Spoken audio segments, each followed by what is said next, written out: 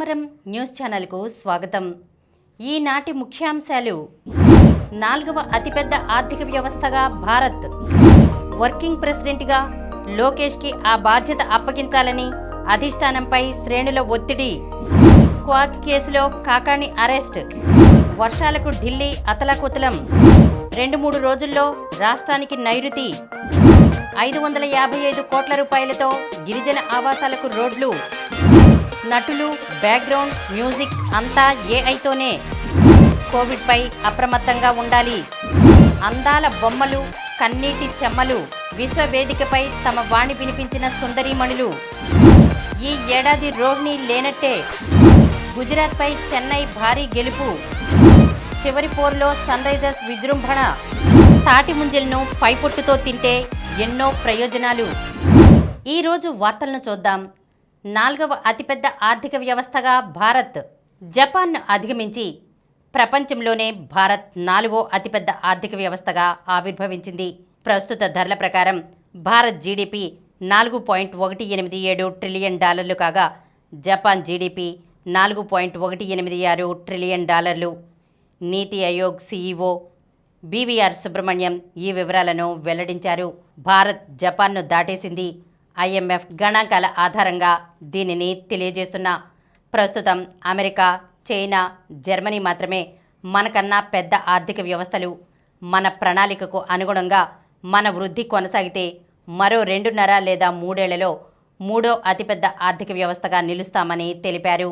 కాగా ఈ ఏడాది ఏప్రిల్లో ఐఎంఎఫ్ విడుదల చేసిన వరల్డ్ ఎకనామిక్ అవుట్లుక్ నివేదికలో 2025లో భారత్ $4.19 ట్రిలియన్ జీడిపితో జపాన్ను అధిగమించి 4వ అతిపెద్ద ఆర్థిక వ్యవస్థగా అవతరిస్తుందని అంచనా వేసింది.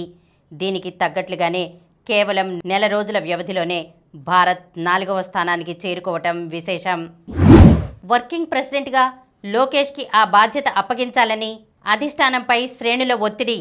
రాష్ట్రంలో చోటు చేసుకుంటున్న పలు రాజకీయ పరిణామాల నేపథ్యంలో తెలుగుదేశం జాతీయ ప్రధాన కార్యదర్శి లోకేష్కు పార్టీలో కీలక పాత్ర అప్పగించే అవకాశాలు విస్పష్టంగా కనిపిస్తున్నాయి. పార్టీ కార్యనిర్వాహక అధ్యక్షుడిగా ఆయనకు బాధ్యతలు అప్పగించాలని టీడీపీ శ్రేణుల నుంచి అధిష్టానంపై పెద్ద ఎత్తున ఒత్తిడి వస్తోంది. 27, 28, 29 తేదీల్లో కడపలో జరిగే మహానాడులో ఆయనకు కొత్త బాధ్యతల అప్పగింతపై చర్చించి నిర్ణయించే అవకాశాలు మెండుగా ఉన్నాయి. మొత్తంగా పార్టీ వ్యవహారాలను చంద్రబాబు పర్యవేక్షిస్తున్నప్పటికీ క్రియాశీల వ్యవహారాలని లోకేష్కు అప్పగిస్తే పార్టీ పటిష్టంగా ఉంటుందని, వైసీపీ నేతల అరాచకాలను సమర్థంగా ఎదుర్కొంటూ పార్టీని నిలబెట్టుకోవచ్చని తెలుగుదేశం నేతలు చెబుతున్నారు. లోకేష్ కూడా గత కొంతకాలంగా కార్యకర్తల సంక్షేమానికి అధిక ప్రాధాన్యమిస్తున్నారు. ఎవరికి ఏ కష్టం వచ్చినా నేనున్నానంటూ ముందుకొస్తున్నారు. ఈ పరిస్థితుల్లో ఆయనకు వర్కింగ్ ప్రెసిడెంట్ పదవి అప్పగించి పార్టీపై మరింత దృష్టి సారిస్తే భవిష్యత్తులో తెలుగుదేశానికి తిరుగుండదంటూ అన్ని మినీ మహానాడుల్లోనూ ప్రతిపాదించారు. పార్టీ శ్రేణుల్లో ఉత్తేజం నింపడం ఆయనకే సాధ్యమవుతుందని, నాయకత్వం దీనిపై దృష్టి సారించాలని కోరుతున్నారు. కడపలో 3 రోజుల పాటు జరిగే మహానాడు ఈ అంశంపై లోతుగా చర్చించి నిర్ణయం తీసుకునే అవకాశాలు కనబడుతున్నాయి. క్వాడ్ కేసులో కాకాణి అరెస్ట్. మాజీ మంత్రి, వైసీపీ నెల్లూరు జిల్లా అధ్యక్షుడు కాకాణి గోవర్ధన్ రెడ్డిని పోలీసులు అరెస్ట్ చేశారు. సర్వేపల్లి నియోజకవర్గం పొదలకూరు మండలం రుస్తుం మైన్స్లో అక్రమంగా క్వాజ్ ఖనిజం కొల్లగొట్టిన కేసులో పోలీసులకు దొరకకుండా 2 నెలలుగా పరారీలో ఉన్న ఆయన్ను ఆదివారం బెంగళూరు శివార్లలో అదుపులోకి తీసుకున్నారు. ఆయన కోసం నెల్లూరు జిల్లా పోలీసులు 4 రాష్ట్రాల్లో గాలించారు. విమానాశ్రయాలకు లుకౌట్ నోటీసులు జారీ చేశారు. 4 ప్రత్యేక పోలీస్ బృందాలు గాలించాయి. ఎట్టకేలకు ఆదివారం బెంగళూరు శివార్లలో ఆయన దొరికిపోయారు. వైసీపీ హయాంలో నెల్లూరు జిల్లా పరిధిలోని క్వాజ్ ఖనిజాన్ని ఆ పార్టీ నాయకులు విచ్చలవిడిగా కొల్లగొట్టారు. ఆ క్రమంలో మంత్రి హోదాలో కాకాణి కూడా తన నియోజకవర్గం పరిధిలోని పొదలకూరులో మైన్ను ఆక్రమించుకుని 100 కోట్ల రూపాయల ఖనిజాన్ని అక్రమంగా తరలించారని టీడీపీ నేతలు ఫిర్యాదులు చేశారు. అప్పట్లో వైసీపీ ప్రభుత్వం ఉండడంతో పట్టించుకోలేదు. కూటమి ప్రభుత్వం వచ్చాక సోమిరెడ్డి, టీడీపీ నాయకులు అప్పట్లో చేసిన ఫిర్యాదుల్లో కదలిక వచ్చింది. ఈ దోపిడీపై విచారణ జరిపిన అధికారులు సుమారు 250 కోట్ల రూపాయల విలువైన క్వాడ్ను అక్రమంగా తరలించినట్లు గుర్తించారు. 10 మందిపై మార్చి 24న కేసు నమోదు చేశారు. కాకాణిని A4గా చేర్చారు. వర్షాలకు ఢిల్లీ అతలాకుతలం. కుండపోత వర్షాలతో ఢిల్లీ అతలాకుతలమైంది. శనివారం అర్ధరాత్రి దాటాక మొదలై ఆదివారం ఉదయం వరకు తెరిపివ్వకుండా కురిసిన వానతో లోతట్టు ప్రాంతాలు జలమయమయ్యాయి. రోడ్లు, చెరువులను తలపించగా వాహనాలు నీట మునిగాయి. గంటకు 82 కిలోమీటర్ల వేగంతో గాలులు వీచాయి. ఢిల్లీలోని అంతర్జాతీయ విమానాశ్రయంలో 200 విమానాలపై తీవ్ర ప్రభావం కనిపించింది. 49 విమానాలు రీషెడ్యూల్ అవ్వగా మరికొన్ని ఆలస్యంగా నడిచాయి. విమానాశ్రయం టెర్మినల్ 1 వద్ద పైకప్పు దెబ్బతిని వర్షపు నీరు లీకవుతోంది. చాలా చోట్ల విద్యుత్ అంతరాయం ఏర్పడింది. పలు కాలనీల్లో తాగునీటి సరఫరా నిలిచిపోయింది. కిలోమీటర్ల మీద ట్రాఫిక్ నిలిచిపోయింది. పలు ఇళ్లు దెబ్బతిన్నాయి. ఢిల్లీలోని పోలీస్ అసిస్టెంట్ కమిషనర్ కార్యాలయం పైకప్పు కూలడంతో ఓ అధికారి మృతి చెందారు. 2-3 రోజుల్లో రాష్ట్రానికి నైరుతి రుతుపవనాలు ఆదివారం మహారాష్ట్రలోకి ప్రవేశించాయి. అరేబియా సముద్రంలో అనేక ప్రాంతాలు, కర్ణాటకలో పలు ప్రాంతాలు, వీటికి ఆనుకుని ఉన్న మహారాష్ట్రలో కొంత భాగం, బంగాళాఖాతంలో మరికొన్ని ప్రాంతాలు, ఈశాన్య భారతంలో మణిపూర్, నాగాలాండ్లో పలు ప్రాంతాల వరకు రుతుపవనాలు విస్తరించాయి. రానున్న 3 రోజుల్లో కర్ణాటక, మహారాష్ట్రతో పాటు ఏపీలోని కొన్ని భాగాలు, తమిళనాడులో మిగిలిన భాగాలు, ఈశాన్య భారతంలో మరిన్ని ప్రాంతాలకు రుతుపవనాలు విస్తరించనున్నట్లు వాతావరణ శాఖ తెలిపింది. 555 కోట్ల రూపాయలతో గిరిజన ఆవాసాలకు రోడ్లు. ఆపరేషన్ సింధూర్ ద్వారా భారతదేశ శక్తి సామర్థ్యాలను ప్రధాని మోదీ ప్రపంచానికి చాటి చెప్పారని డిప్యూటీ సీఎం పవన్ కళ్యాణ్ కొనియాడారు. ఆదివారం ఢిల్లీలో నిర్వహించిన ఎన్డీఏ పాలిత రాష్ట్రాల ముఖ్యమంత్రులు, డిప్యూటీ సీఎంల సదస్సులో ఆయన ప్రసంగించారు. కేంద్రం నిధులు సమకూరుస్తున్న పీఎం జన్మన్ కార్యక్రమం ద్వారా ఏపీలో 555.61 కోట్ల రూపాయల నిధులతో 7 జిల్లాల్లోని 239 పీవీటీజీ ఆవాసాలకు 612.72 కిలోమీటర్ల మేర రహదారులు నిర్మిస్తున్నాం. దీనివల్ల సుమారు 50,000 మందికి రోడ్డు సౌకర్యం అందుబాటులోకి వస్తుంది. ప్రతి ఒక్కరికి అన్ని ప్రాంతాలకు అభివృద్ధి ఫలాలు అందాలనే ఉద్దేశంతో ప్రధాని చర్యలు తీసుకుంటున్నారు. ఆ స్ఫూర్తితోనే ఎన్డీఏ పాలిత రాష్ట్రాలు ముందుకు వెళ్తున్నాయి. ఏపీలో ఎస్సీ వర్గీకరణకు చంద్రబాబు నేతృత్వంలో రాష్ట్ర కేబినెట్ ఆమోదం తెలిపింది. రిటైర్డ్ ఐఏఎస్ అధికారి రాజీవ్ రంజన్ మిశ్రా నేతృత్వంలోని ఏకసభ్య కమిషన్ 3 నెలల పాటు రాష్ట్రంలో పర్యటించి రూపొందించిన నివేదిక ప్రకారం వర్గీకరణ చేపట్టాం. కులగణన చేపట్టడం ద్వారా దేశంలో ఉన్న కులాల పరిస్థితులు, వారి జీవనం, వృత్తులు, స్థితిగతులు తెలుస్తాయి. వారి జీవనోపాధుల మెరుగుదలకు ఎలాంటి చర్యలు తీసుకోవాలో, ఏ పథకాలు అమలు చేయాలో ప్రభుత్వానికి స్పష్టత వస్తుంది అని పవన్ పేర్కొన్నారు. నటులు, బ్యాక్గ్రౌండ్ మ్యూజిక్ అంతా ఏఐతోనే. సినిమా అంటే 24 కళ్ల సమాహారం. దర్శకుడు, నటీనటుల నుంచి లైట్ బాయ్ వరకు, ఎడిటింగ్ నుంచి విఎఫ్ఎక్స్ వరకు వందలు వేల మంది కలిసి పనిచేస్తే కొన్ని నెలలపాటు కష్టపడితే గానీ ఒక సినిమా పూర్తి కాదు. కానీ 2 వ్యక్తులు ఓ గదిలో కూర్చుని 2-3 కంప్యూటర్లు పెట్టుకుని పూర్తిస్థాయి సినిమాను సిద్ధం చేసేస్తే కథ, స్క్రిప్ట్ దగ్గర నుంచి నటీనటులు, సంగీతం, పాటలు, గ్రాఫిక్స్ ఇలా మొత్తం 24 క్రాఫ్ట్స్ పని ఒక్కరే చేసేస్తే కాదు, కృత్రిమ మేధ చేసి చూపిస్తోంది. సినిమా చూపిస్తోంది. కంప్యూటర్ ముందు కూర్చొని తగిన సూచనలు ఇస్తే చాలు, మనకు కావలసినట్లుగా దృశ్యాలను రూపొందిస్తోంది. స్క్రిప్ట్ ప్రకారం సీన్లను వాటికి తగినట్లుగా ఆడియోలను రూపొందించడం, కలిపి ఎడిట్ చేసి సినిమాను సిద్ధం చేయడమే. ఇలా పూర్తిగా ఏఐతోనే తీసిన కన్నడ సినిమా లవ్ యూ ఇటీవలే విడుదలైంది. అటు చైనాకు చెందిన పైరేట్ క్వీన్ జంగీ సావో కూడా తెరపైకి వచ్చింది. ఈ 2 చిత్రాలు సినిమా భవిష్యత్తును వెండితెరపై కళ్లకు కడుతున్నాయి. కోవిడ్-19 పై అప్రమత్తంగా ఉండాలని, కేసుల నమోదును నిశితంగా పరిశీలించాలని ఆరోగ్య శాఖ కమిషనర్ వీరపాండ్యన్ ప్రత్యేక ఆదేశాలు జారీ చేశారు. ఆరోగ్య శాఖ పరిధిలోనే health director, DME, secondary health డైరెక్టర్లను అప్రమత్తం చేస్తూ ఆదివారం లేఖ రాశారు. రాష్ట్రంలో కోవిడ్ కేసు నమోదు కావడంతో ఆరోగ్య శాఖ స్పెషల్ సీఎస్ సమీక్ష చేసిన అనంతరం తీసుకున్న నిర్ణయాలను లేఖలో పొందుపర్చారు. కోవిడ్ కేసుల దృష్ట్యా కేంద్ర ప్రభుత్వం ఎలాంటి అధికారిక మార్గదర్శకాలు విడుదల చేయలేదు. ప్రస్తుతం పరిస్థితి అదుపులో ఉంది.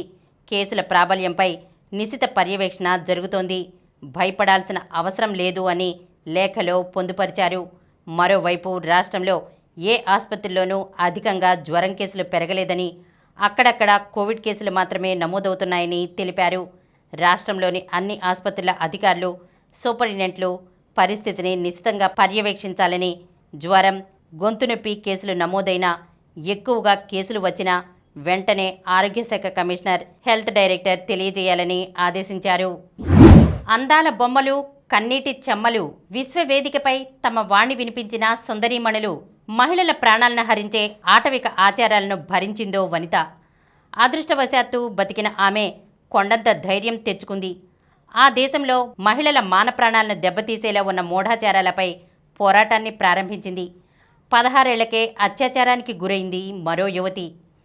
కొన్నేళ్ల తర్వాత ఆ క్షోభ నుంచి బయటపడిన ఆమె తమ దేశంలో బాలికల పట్ల జరుగుతున్న హింసకు వ్యతిరేకంగా పనిచేస్తోంది. తెలిసి తెలియని వయసులోనే లైంగిక వేధింపులు ఎదుర్కొంది ఓ బాలిక. కాస్త వయసు వచ్చేసరికి తమ దేశంలో ఇలాంటివి సర్వసాధారణంగా జరుగుతున్నాయనే విషయం ఆమెను తీవ్ర ఆందోళనకు గురిచేసింది. ఇలాంటి వాటిని రూపుమాపాలనే లక్ష్యంతో ఒక సంస్థను ప్రారంభించి ప్రజలను చైతన్యం చేస్తోంది. పైన చెప్పిన ఇటీవలు ఎవరో సామాన్య మహిళలు కాదు, మిస్ వరల్డ్ కిరీటం కోసం పోటీ పడుతున్న సుందరీమణులు. ప్రస్తుతం అందాల పోటీల్లో మెరుస్తున్న అనేక మంది జీవితంలో ఈ స్థాయికి రావడానికి ఎన్నో కష్టాలు, వేధింపులను ఎదుర్కొన్నారు. అలాంటి కొంతమంది అతివలు తమ ఆవేదనాభరిత గాథలను విశ్వవేదికపై వినిపించారు. ఈ ఏడాది రోహిణి లేనట్టే. వేసవి ఉష్ణోగ్రతల నమోదులో అందరికీ ముందుగా గుర్తుకు వచ్చేది రెంటచింతల. ఆ తర్వాత టక్కున చెప్పే పేరు విజయవాడ. ఎండాకాలంలో అన్ని ప్రాంతాలు మండిపోతుంటాయి. కాకపోతే ఈ 2 ప్రాంతాల్లో మంటలు అన్నిటికంటే ఎక్కువగా ఉంటాయి. వేసవికాలం రోజులు అడుగుపెట్టడానికి ముందు నుంచి ఉమ్మడి జిల్లాకు సెగ తగులుతుంది. ముఖ్యంగా ఎన్టీఆర్ జిల్లా కేంద్రంగా ఉండే విజయవాడ ప్రజలను ఇది ఎక్కువగా తాకుతుంది. సాధారణ రోజుల్లోనే విజయవాడలో ఎండలు కాస్త ఎక్కువగా ఉంటాయి. అదే వేసవిలో నమోదయ్యే ఉష్ణోగ్రతలకు ప్రజలు అల్లాడిపోతుంటారు. ఇక రోహిణి కార్తె ప్రారంభమైతే జనం ఇంటి నుంచి కాలు బయట పెట్టడానికి గడగడలాడిపోతుంటారు. ప్రతి ఏడాది ఉమ్మడి కృష్ణా జిల్లా ప్రజలకు ఇది తప్పని పరిస్థితి. ఈ ఏడాది మాత్రం జిల్లాకు ముందస్తు ఉపశమనం లభించింది. రోహిణి కార్తె మొదలయ్యే రోజు నుంచి అధికంగా ఉష్ణోగ్రతలు నమోదవుతుంటాయి. ఇప్పుడు రోహిణి వచ్చిన నాటి నుంచి జిల్లా ప్రజలను చల్లదనంతో చినుకులు పలకరించాయి. ఆ వర్షాల పరంపర జూన్ వరకు కొనసాగుతుందని వాతావరణ శాఖ నిపుణులు చెబుతున్నారు. గుజరాత్పై చెన్నై భారీ గెలుపు. ఐపీఎల్ను చెన్నై సూపర్ కింగ్స్ విజయంతో ముగించింది. ఆదివారం జరిగిన ఆఖరి లీగ్ మ్యాచ్లో 83 పరుగులతో టేబుల్ టాపర్ గుజరాత్ టైటాన్స్ చిత్తు చేసింది. అన్ని లీగ్ మ్యాచ్లను పూర్తి చేసిన 5 సార్లు ఛాంపియన్ చెన్నై కేవలం 8 పాయింట్లతో పట్టికలో అట్టడుగు స్థానంలో నిలిచింది. కాగా ఈ సీజన్లో నాకౌట్కు చేరడంలో విఫలమైన జట్టు ప్లేఆఫ్స్కు చేరిన టీంను ఓడించడం వరుసగా ఇది 4వసారి. ఇక డెవాల్డ్ బ్రేవిస్ 23 బంతుల్లో 57 మెరుపులకు, కాన్వే 35 బంతుల్లో 52, ఆయుష్ మాత్రే 17 బంతుల్లో 34, ఉర్విల్ పటేల్ 19 బంతుల్లో 37, ధనాధన్ బ్యాటింగ్ తోడవడంతో తొలుత చెన్నై 20 ఓవర్లలో 5 వికెట్ల నష్టానికి 230 పరుగుల స్కోరు చేసింది. ఈ ఐపీఎల్లో చెన్నైకిదే అత్యధిక స్కోరు. భారీ ఛేదనలో గుజరాత్ 18.3 ఓవర్లలో 147 పరుగులకే ఆలౌట్ అయింది. సాయి సుదర్శన్, అర్షద్ ఖాన్ మాత్రమే ఓ మోస్తరుగా ఆడారు. అన్షుల్ కాంబోజ్, స్పిన్నర్ నూర్ అహ్మద్ చెరో 3 వికెట్లు పడగొట్టారు. బ్రేవిస్ ప్లేయర్ ఆఫ్ ద మ్యాచ్గా నిలిచాడు. చివరి పోరులో సన్ రైజర్స్ విజృంభణ. క్లాసెన్ 39 బంతుల్లో 105 నాటౌట్ విధ్వంసక శతకంతో ఐపీఎల్ చరిత్రలో 3వ అత్యధిక స్కోరు నమోదు చేసిన సన్ రైజర్స్ హైదరాబాద్ ఈ సీజన్ను ఘన విజయంతో ముగించింది. ఆదివారం జరిగిన తమ ఆఖరి నామమాత్రపు మ్యాచ్లో సన్ రైజర్స్ 110 పరుగుల తేడాతో డిఫెండింగ్ ఛాంప్ కోల్కతా నైట్ రైడర్స్ను చిత్తు చేసింది. తొలుత సన్ రైజర్స్ 20 ఓవర్లలో 3 వికెట్ల నష్టానికి 278 పరుగుల స్కోరు చేసింది. ట్రావిస్ హెడ్ 40 బంతుల్లో 76, దూకుడైన హాఫ్ సెంచరీ నమోదు చేశాడు. నరైన్ 2 వికెట్లు పడగొట్టాడు. ఛేదనలో కోల్కతా 18.4 ఓవర్లలో 168 పరుగులకే ఆలౌట్ అయింది. మనీష్ పాండే, హర్షిత్ రాణా, నరైన్ మినహా ఎవరూ చెప్పుకోదగ్గ స్కోర్లు చేయలేదు. ఉనాద్గట్, మలింగ, హర్ష్ దుబే తలో 3 వికెట్లు పడగొట్టారు. క్లాసెన్కు ప్లేయర్ ఆఫ్ ద మ్యాచ్ దక్కింది. తాటి ముంజలను పైపొట్టుతో తింటే ఎన్నో ప్రయోజనాలు. తాటి ముంజిల్లో నీటి శాతం అధికంగా ఉండడం వల్ల వేసవిలో వడదెబ్బ తగలకుండా కాపాడతాయి. కేవలం తెల్లగా ఉండే ముంజిలు మాత్రమే కాక వాటి పైపొట్టుతో కలిపి తీసుకుంటే ఎన్నో పోషకాలు అందుతాయి. తెల్లటి భాగంలో శక్తినిచ్చే కార్బోహైడ్రేట్లు, సోడియం, పొటాషియం లాంటి పోషకాలు ఉంటాయి. ఈ ఖనిజాలు డీహైడ్రేషన్ బారి నుంచి కాపాడతాయి. పైపొట్టులో కాల్షియం, మెగ్నీషియంతో పాటు పీచు పదార్థాలు కూడా అధికం. జీర్ణ వ్యవస్థను ఆరోగ్యంగా ఉంచేందుకు పీచు పదార్థాలు ఉపయోగపడతాయి. పరిమిత మోతాదులో ఎవరైనా తినొచ్చు. మధుమేహం ఉన్నవారు తప్పనిసరిగా పైపొట్టుతో మాత్రమే తీసుకున్నట్లయితే రక్తంలో గ్లూకోజ్ నియంత్రణకు తేలికవుతుంది. తాటి ముంజల్లో యాంటీ ఆక్సిడెంట్లు కూడా అధికమే. వీటి వల్ల రోగనిరోధక శక్తి బాగుంటుంది. ఇప్పుడు కొన్ని సంక్షిప్త వార్తలను చూద్దాం. రన్నరప్ శ్రీకాంత్ మలేషియా మాస్టర్స్ ఫైనల్లో ఓటమి. 6 ఏళ్ల తర్వాత తొలిసారి బీడబ్ల్యూఎఫ్ వరల్డ్ టూర్లో ఫైనల్ చేరిన భారత veteran shuttler Kidambi Srikanth title ఫైట్లో తడబడ్డాడు. మలేషియా మాస్టర్స్ సూపర్ 500 టోర్నీలో శ్రీకాంత్ రన్నరప్గా నిలిచాడు. ఆదివారం జరిగిన ఫైనల్లో శ్రీకాంత్ 11-21, 9-21తో వరల్డ్ నెంబర్ 4 లిషి ఫెంగ్ చేతిలో చిత్తయ్యాడు. నార్వే చెస్ నేటి నుంచే. చదరంగ క్రీడల్లో ప్రతిష్టాత్మకమైన నార్వే చెస్ టోర్నమెంట్ ఈ రోజు మొదలవనుంది. పురుషులు, మహిళల విభాగాల నుంచి 6 అత్యుత్తమ క్రీడాకారుల మధ్య ఈ టోర్నీ జరగనుంది. సబలెంక శుభారంభం. ఫ్రెంచ్ ఓపెన్లో తొలి రోజు స్టార్ ప్లేయర్లు శుభారంభం చేశారు. మహిళల టాప్ సీడ్ సబలెంక, 8వ సీడ్ కిన్వెన్ జెంగ్, 11వ సీడ్ డయానా ప్నిదెర్, 13వ సీడ్ స్విటోలినా రెండో రౌండ్లో ప్రవేశించారు. ఐపీఎల్ మ్యాచ్లో నేడు పంజాబ్ వర్సెస్ ముంబై రాత్రి 7:30 నుంచి. మరిన్ని వార్తా విశేషాలతో రేపటి సమరం న్యూస్ ఛానల్లో మళ్ళీ కలుద్దాం.